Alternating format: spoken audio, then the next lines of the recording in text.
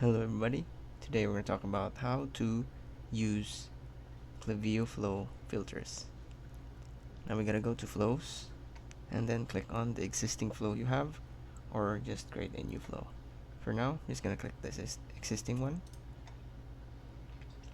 and from here click on the trigger and profile filters.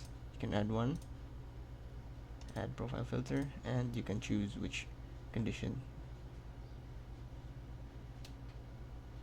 For example, this one, if someone can or cannot receive marketing. The person can receive or cannot receive, it's up to you.